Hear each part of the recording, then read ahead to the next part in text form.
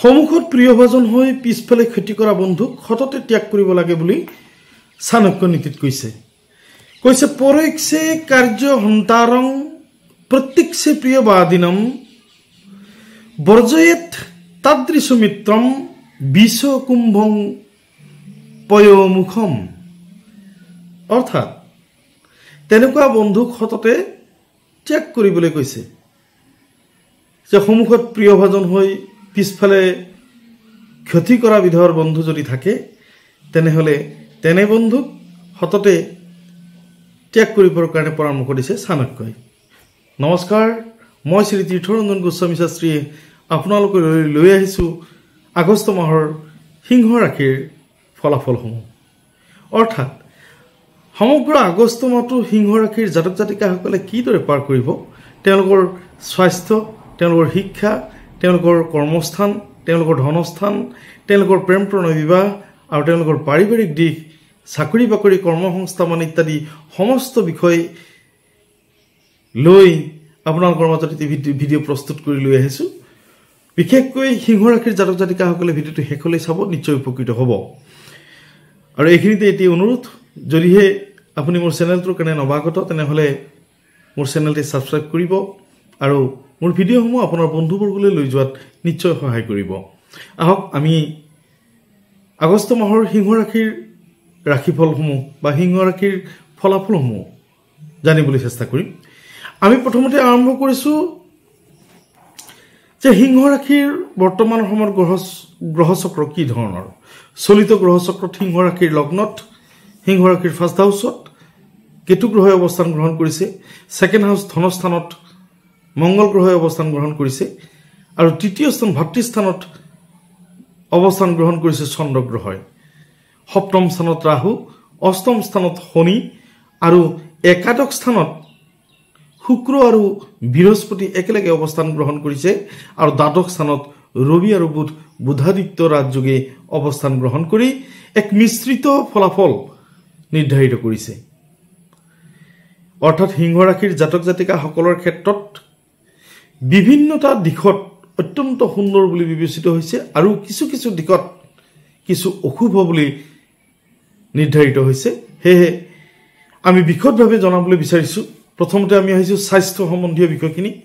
স্বাস্থ্যৰ ক্ষেত্ৰত বিশেষকৈ আমি সকলোৱে জানো যে সিংহ ৰাশিৰ অধিপতি গ্ৰহ ৰবি আৰু ৰবি গৃহত কেতু গ্ৰহৰ অৱস্থান হেতুকে এই গ্ৰহণ যুগৰ সূচনা কৰিছে।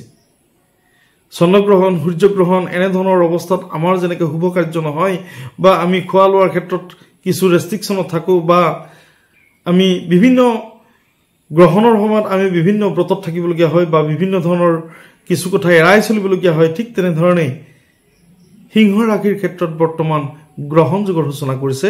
সেয়েহে এই ক্ষেত্ৰত স্বাস্থ্যৰ ক্ষেত্ৰত বিশেষকৈ কিছু প্ৰতিবন্ধকতা লাভ কৰিব। কেতু গ্ৰহৰ কাৰণে বিশেষকৈ স্কিনৰ প্ৰব্লেম, ছালৰ ৰোগ, ছালৰ বেমাৰত ভুগিব সিংহ ৰাশিৰ জাতক জাতিকাসকলে। অৱশ্যে সিংহ ৰাশিৰ অধিপতি গ্ৰহ ৰবি বুধ গ্ৰহৰ লগত বুধাদিত্য ৰাজযোগৰ সূচনা হোৱাই সিংহ ৰাশিৰ কাৰণে এক অভূতপূৰ্ব পৰিৱৰ্তনৰ দিন হিচাপে পৰিগণিত হৈছে। এক ইতিবাচক সঁহাৰিৰে ইতিবাচক পৰিৱৰ্তনৰ যোগেদি সিংহ ৰাশিৰ জাতক জাতিকাসকলে নিজক প্ৰতিষ্ঠা কৰিব পাৰিব বা নিজৰ প্ৰতিভাসমূহ বিকাশ কৰাৰ ক্ষেত্ৰত ৰবি আৰু বুধাদিত্য যুগ ৰাজযোগে সহায় কৰিব। বিশেষকৈ ধনস্থান সম্বন্ধীয় বিষয়খিনি, যদিও ধনস্থানত মংগল গ্ৰহৰ অৱস্থান হৈছে, ৰবি বুধাদিত্য ৰাজযোগৰ জৰিয়তে স্বাস্থ্য আৰু ধনস্থানৰ ক্ষেত্ৰত কিছু হ'লেও সকাহ পাব সিংহ ৰাশিৰ জাতক জাতিকাসকলে।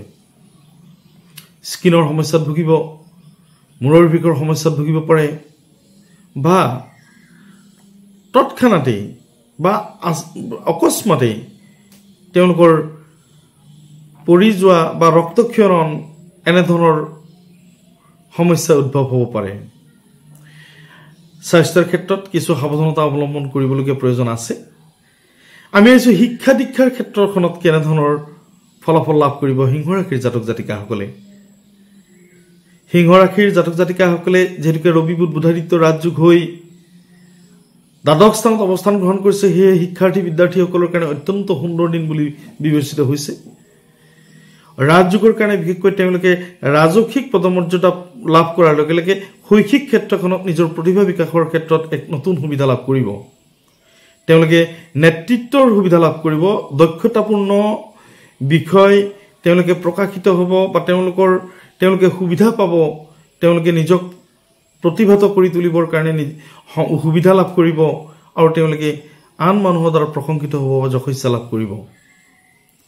শৈক্ষিক ক্ষেত্ৰখনত অত্যন্ত সুন্দৰ, যিহেতুকে শুক্ৰ আৰু বৃহস্পতি শুভ প্ৰভাৱত সিংহ ৰাশিৰ কাৰণে শুভ প্ৰভাৱত অৱস্থিত হৈছে। সেয়েহে কলা সংস্কৃতিৰ ছাত্ৰ ছাত্ৰীসকল অত্যন্ত লাভান্বিত হ'ব বা সংগীত বিভাগৰ ছাত্ৰ ছাত্ৰীসকল, অভিনয় বিভাগৰ ছাত্ৰ ছাত্ৰীসকল বা গৱেষণাৰ ছাত্ৰ ছাত্ৰীসকলে তেওঁলোকে উপযুক্ত প্ৰতিভা বা উপযুক্ত সময়ত তেওঁলোকে নিজৰ প্ৰতিভাসমূহ প্ৰকাশিত কৰিব পাৰিব বা প্ৰতিভাত কৰিব পাৰিব।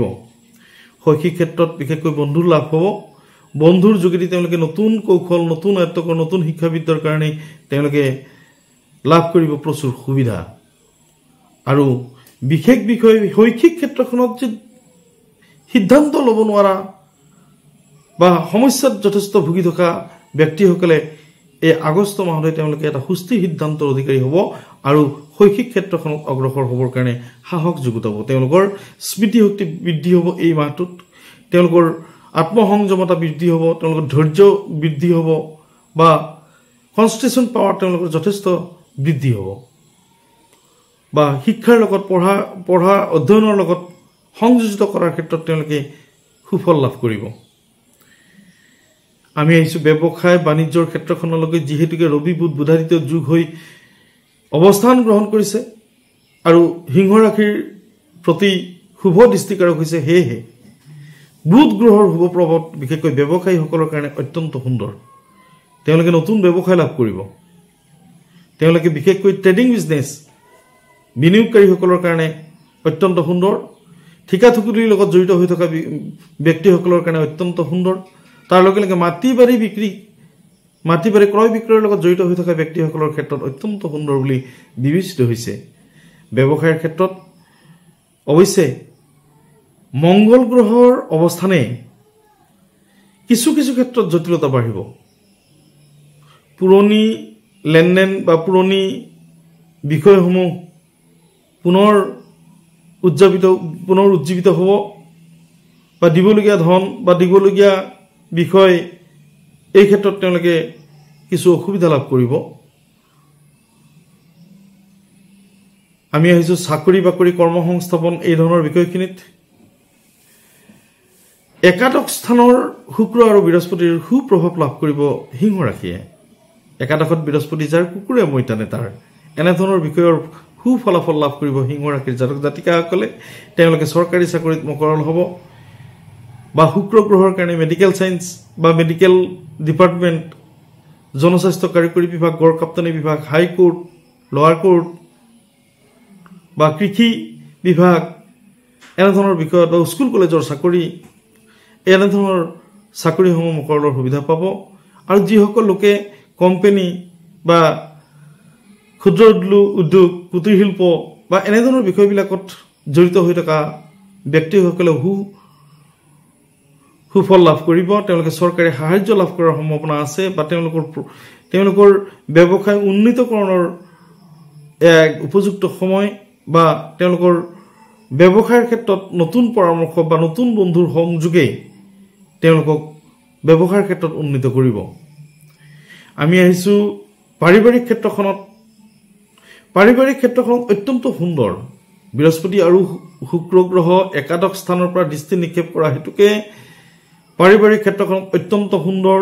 পতি পত্নীৰ মাজত সহযোগিতা থাকিব, পতি পত্নীৰ মাজত মিলাপ্ৰীতি থাকিব বা প্ৰেম সম্বন্ধীয় বিষয়খিনিতো অত্যন্ত সুন্দৰ। যিহেতুকে শুক্ৰ গ্ৰহ, প্ৰেমকাৰক গ্ৰহ শুক্ৰই একাদশ স্থানৰ পৰা দৃষ্টি নিক্ষেপ কৰিছে সিংহ ৰাশিলে। সেয়েহে প্ৰেমাস্পদৰ লগত সহযোগিতা লাভ কৰিব। তেওঁলোকে তেওঁলোকৰ বৈবাহিক জীৱন বা অনাগত জীৱনৰ সপোন বা অনাগত জীৱনৰ পৰিকল্পনাসমূহ সঠিকভাৱে ৰূপায়ণ কৰাত সফল হ'ব। বিবাহ প্ৰাৰ্থীসকলে লাভ কৰিব এক নতুন সময়। তেওঁলোকে বিবাহৰ কাৰণে উপযুক্ত দিন তাৰিখ নিৰ্ধাৰণ কৰিব পাৰিব এই আগষ্ট মাহত বা বিবাহৰ ক্ষেত্ৰত এক সুস্থিৰ সিদ্ধান্ত ল'ব পাৰিব সিংহ ৰাশিৰ জাতক জাতিকাসকলে। শেষত ধনস্থান সম্বন্ধীয় বিষয়খিনি শেষ কৰিছোঁ যে ধনস্থানত যিহেতুকে মংগল গ্ৰহ অৱস্থান গ্ৰহণ কৰিছে সেয়েহে কিছু কিছু ক্ষেত্ৰত অসুবিধাৰ সৃষ্টি হ'ব আৰু সপ্তম স্থানত ৰাহু গ্ৰহ অৱস্থান গ্ৰহণ কৰা হেতুকে কিছু কিছু ক্ষেত্ৰত বৈবাহিক ক্ষেত্ৰত কিন্তু সমস্যা লাভ কৰিব।